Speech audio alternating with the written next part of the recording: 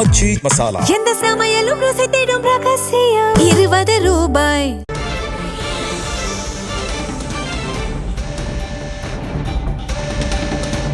தொகுதி மறுவரையறை சட்ட திருத்தத்தை ஒன்றிய பாஜக அரசு மொத்தமாக திரும்ப பெற வேண்டும் என திமுக தலைவர் மு.க.ஸ்டாலின் வலியுறுத்தியிருக்கிறார். அண்மை செய்தியாக பார்க்கின்றோம். தமிழ்நாட்டின் அரசியலுக்கு மிக முக்கியமான நாள் இன்று. தொகுதி மறுவரையறைக்கு எதிரான நம் போராட்டங்களின் முடிவினை அறிய போகும் நாள் என்று முதலமைச்சரும் திமுக தலைவருமான மு.க.ஸ்டாலின் அறிக்கை வாயிலாக தெரிவித்திருக்கிறார். நம்முடைய கடும் எதிர்ப்பினையும் போராட்டத்தினையும் தொடர்ந்து தொகுதி மறுவரையறையால் தமிழ்நாட்டின் தொகுதி அளவு குறையாது என பிரதமர் உள்துறை அமைச்சர் நேற்று நாடாளுமன்றத்தில் வாய்மொழி உத்தரவாதம் அளித்துள்ளதாகவும் அவர் குறிப்பிட்டிருக்கிறார்.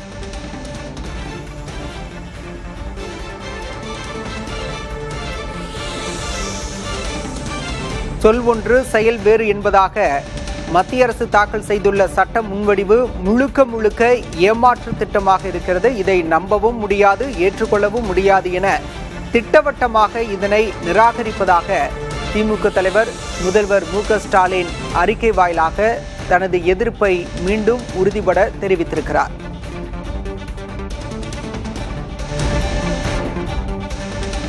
விவரங்களோடு செய்தியாளர் ரமேஷ் இணைந்திருக்கிறார். ரமேஷ், தற்போது முதலமைச்சர் மு.க.ஸ்டாலின் வெளியிட்டுள்ள அறிக்கையில வேறு என்ன விஷயங்கள் எல்லாம் குறிப்பிட்டிருக்கார்? இந்த தொகுதி மறுவரை திருத்த சட்டத்தை மத்திய பாஜக அரசு மொத்தமாக திரும்ப பெற வேண்டும் எனவும் தமிழ்நாட்டின் அரசியலுக்கு மிக முக்கியமான நாள் இன்று எனவும் தொகுதி மறுவரைக்கு எதிரான நம் போராட்டங்களின் முடிவினை அறிய போகும் நாள் எனவும் நம்முடைய கடும் எதிர்ப்பினையும் போராட்டத்தினையும் தொடர்ந்து தொகுதி மறுவரையினால் தமிழ்நாட்டின் தொகுதி அளவு குறையாது என இந்திய பிரதமர் அவர்களும் உள்துறை அமைச்சர் அவர்களும் நேற்று நாடாளுமன்றத்தில் உத்தரவாதம் அளித்துள்ளார்கள்.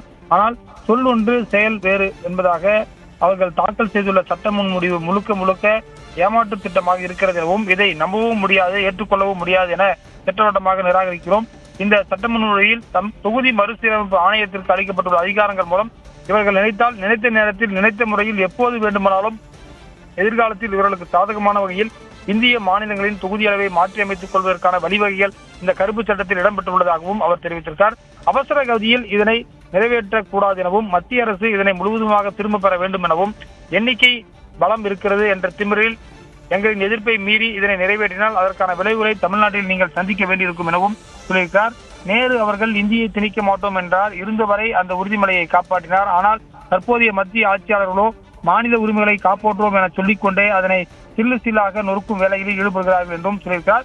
எனவே இந்த 22 எம்பிக்களும் திமுக எம்பிக்கள் எதிர்த்து வாக்களிப்பார்கள் எனவும் இன்றைக்கு டைம்ஸ் ஆஃப் இந்தியா நாளிதழில் அவர் எழுதிய கட்டுரையை சுட்டிக்காட்டி இந்த அறிக்கையை வெளியிட்டிருக்கிறார். ரமேஷ், இன்று வாக்கெடுப்பு நடைபெற உள்ளது. திமுக எம்பிக்கள் அனைவரும் அதில் பங்கேற்கின்றனரா? அது பற்றிய விவரம். திமுகவில் லோக்சபாவில் 22 எம்பிக்கள் இருக்கிறார்கள். அவர்கள் அனைவருமே டெல்லியில் இருக்க வேண்டும் என்று சொல்லப்பட்டிருக்கிறது. ஏனென்று சொன்னால் இங்கே தேர்தல் வேலையெல்லாம் கூட நீங்கள் செய்யாதீர்கள், நேரடியாக டெல்லி செல்லுங்கள் என்று முதலமைச்சர் சொல்லியிருக்கிறார். அந்த அடிப்படையில் அவர்கள் அனைவருமே டெல்லி சென்றிருக்கிறார்கள். இந்த நிலையில் முதலமைச்சர் பார்த்தீர்கள் என்று சொன்னால் தன்னுடைய ட்விட்டர் பக்கத்தில் டைம்ஸ் ஆஃப் இந்தியா நாளிதழில் இன்றைக்கு அவர் எழுதிய கட்டுரையையும் அவர் சொல்லியிருக்கிறார். Delimitation between constitutional statesmanship and political expediency என்று அவர் எழுதிய கடிதத்தையும் அவரோடு எழுதியிருக்கிறார். அதாவது இந்த குறிப்பாக திமுகவிற்கு மட்டுமல்லாமல் காங்கிரஸ் கட்சிக்கு 98 எம்பிக்கள் இருக்கிறார்கள், திரிணாமுல் காங்கிரஸ் 28 எம்பிக்கள், அதே போல சமாஜ்வாதி கட்சிக்கு 37 எம்பிக்கள் இருக்கிறார்கள். எனவே இந்த ஒட்டுமொத்தமாக 185 எம்பிக்கள் இந்த சட்ட மசோதாவுக்கு எதிராக இன்று வாக்களிப்பார்கள் என்று தெரிகிறது. இன்று மாலை 4 மணிக்கு மேல் விவாதம் நிறைவு பெற்று வாக்கெடுப்பு நடைபெறும் என்றும் திமுக எம்பிக்கள் அனைவரும் வாக்கெடுப்பின் போது அவையில் கட்டாயம் இருக்க வேண்டும் எனவும் கொறடா உத்தரவு பிறப்பிக்கப்பட்டுள்ளதாகவும் தகவல் வெளியாகிருக்கிறது. விவரங்களுக்கு நன்றி ரமேஷ். ஆச்சி மசாலா. எந்த சமையலும் ருசி தேடும் ரகசியம். 20 ரூபாய்.